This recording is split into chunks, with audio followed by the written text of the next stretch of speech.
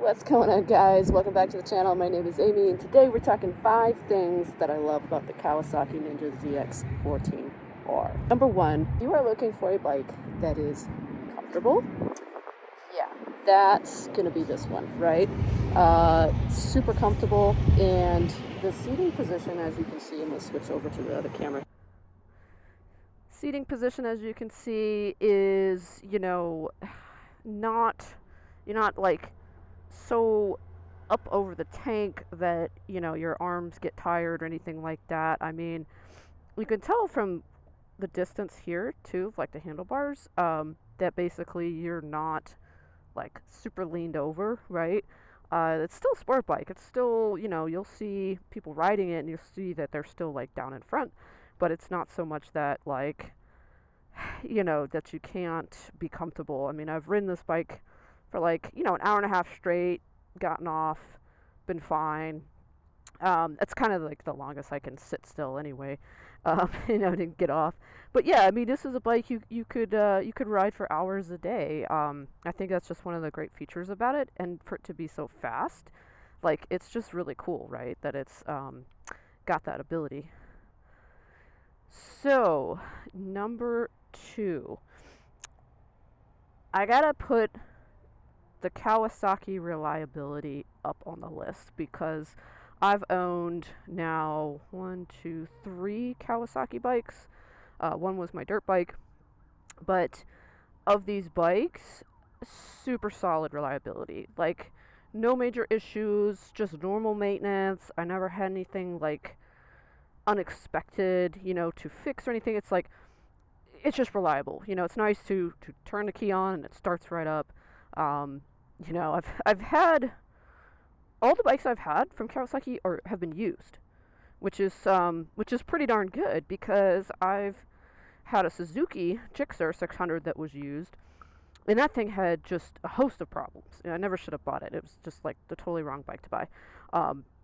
Basically, the owner lied about a bunch of stuff. But anyways, just in terms of performance reliability, are you going to get stranded? Like Kawasaki name, I think, has just been really, really solid and dependable. And for this bike specifically, I haven't done anything but normal maintenance to it. Spark plugs, oil changes, air filter, fluids, that kind of thing. Even though it did sit, the guy I bought it from in Missouri, he didn't ride it that much. It was a 2017 that I bought in 2021, and it only had 3,900 miles on it. So you could tell, it wasn't like ridden a lot. And I think he just used to like take it out and rip it, because clearly he's got the Brock's tie down straps. It had the connection here for like if you use the drag strip and you've got that key that pulls out. I just took that off. But yeah, so that's another thing. Number 3, the presence of this bike, the stance, the overall, like, if you're in a car, and I've been in this situation, if you're in a car and you see this bike behind you in the car, I mean, it just looks mean. It just looks freaking aggressive. With all these headlights on, and I ride with my high beam, so I've got all 4 headlights on. It just looks like a freaking monster. I remember thinking when I first saw the headlights on that it had this sort of like spider eyes kind of look, and I just thought that was really cool. And I mean, for 2017 to have this sort of style headlights, I think it's fairly modern for being, for 7 years old now. I do wish they were xenon or HID or whatever, but unfortunately they're halogen. So, maybe one day I'll upgrade that. But I think the presence and the stance of this thing on the road it just looks like a freaking beast, right? So that's number 3. So number 4, you can't leave out the enormous power that this bike has. So much power in all 6 gears, okay? Number 1, first gear, I've got traction control 1 on. I've got tie down straps here that are they're just tight down there. They're not tightened up here. That's for the drag strip, right? It's lowered 2 inches, and it's stretched. And I can still feel the like craziness that this bike wants to unleash in first gear. And I have been healthily, is that a word? Healthily scared of it so much that I just, I'm careful. I'm very careful in first gear. So that is, something to keep in mind.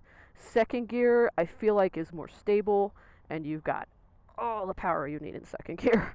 Pretty much the same with third gear. It's like once you get up into these, 6,000, 7,000, 8,000 RPMs, it's so ready to just pass whatever, right? All the other gears, fourth, fifth, sixth, I've been able to pass people, cars and whatnot, like with ease. Even on the highway, you're cruising, maybe you're only doing 60, 65, 70. It's just right there, it's just right there in all gears. And you might have to turn it slightly more on the throttle, but it's all there. I've literally passed people on single lane roads, in sixth gear, no problem. So when I first got the bike, that was the way I rode because I didn't want to take on too much. I jumped from a Gixxer 750 to this bike, so basically I doubled the CCs, and I didn't want to go crazy. So yeah, basically power in all gears. And number 5, back to switching to the phone here. So number 5, this color scheme.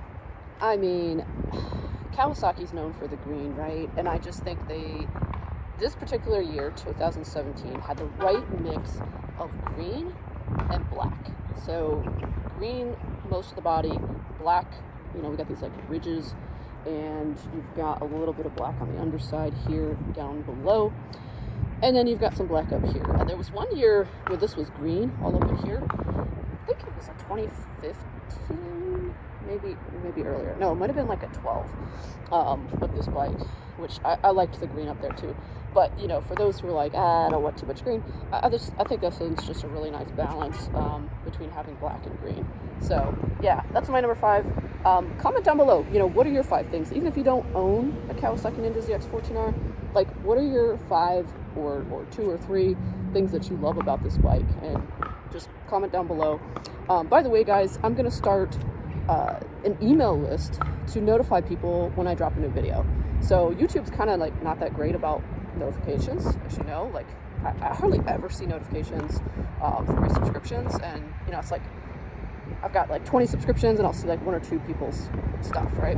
So I'm gonna do an email send out. So if you're on the list, you can sign up free down below. I'll email you when I actually post a new video, so you can be one of the first to watch, and that way you actually know when I post a video.